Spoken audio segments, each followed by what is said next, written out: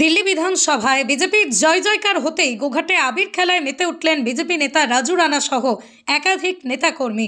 গোঘাটের তেলিগ্রামে রীতিমতো আবির খেলে বাজি ফাটিয়ে তারা বিজয় উল্লাস করেন। গোঘাট বিধানসভা ৪ নম্বর মণ্ডলের সভাপতি রাজু রানা বলেন, দিল্লিতে এতদিন যে সরকার ছিল সেটা একটি দুর্নীতিগ্রস্ত সরকার ছিল, তাই সেই দুর্নীতিগ্রস্ত ঝাড়ু পার্টিকে বিদায় জানিয়ে প্রধানমন্ত্রী নরেন্দ্র মোদীকে দিল্লির মানুষ স্বাগত জানিয়েছেন। দিল্লির জনতা জনার্দন সেখানে পদ্ম ফুটিয়েছেন। আজ যেমন আমরা দিল্লিতে ক্ষমতায় এসেছি, আগামী দিনে এই বাংলাতেও আমরা ক্ষমতায় আসব।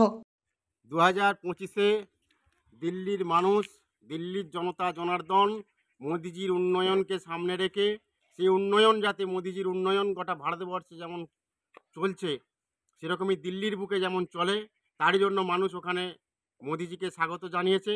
এই 25-এর নির্বাচনে মানুষ আম আদমি পার্টি সে ঝাঁটা চিহ্নকে বিদায় দিয়ে পদ্মফুল চিহ্নকে স্বাগত জানিয়েছেন।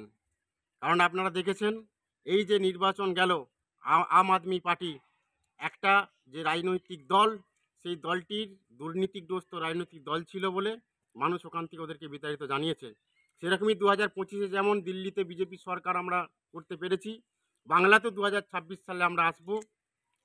আর তারপর যে পশ্চিমবাংলার রাজনীতি, সেই রাজনীতি আপনারা দেখবেন, আপনারা লিখে রাখুন।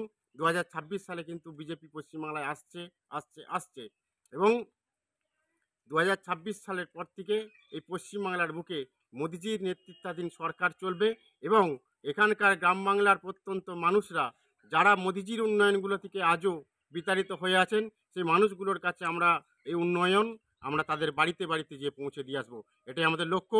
বিজেপি 26 সালে এই পশ্চিমবাংলা আমরা জয়লাভ করব। অত্যাধুনিক বিদেশি মেশিন, অভিজ্ঞ রেডিওলজিস্ট এবং প্যাথোলজিস্টের সমন্বয়ে বিশ্বাসযোগ্য নির্ভুল রিপোর্ট। আরামবাগ শহরের সর্বপ্রথম CT scan, ultrasonography, endoscopy, colonoscopy, colour Doppler, echocardiography, digital X-ray, EMG, NCV, ECG, EEG, advance প্যাথোলজির মতো সুবিধাযুক্ত প্রতিষ্ঠান। এছাড়াও আছে বিভিন্ন বিভাগের অভিজ্ঞ চিকিৎসক দ্বারা ওপিডি ক্লিনিক। ঠিকানা কোর্ট রোড, আরামবাগ, হুগলি। যোগাযোগ নম্বর 9732843677।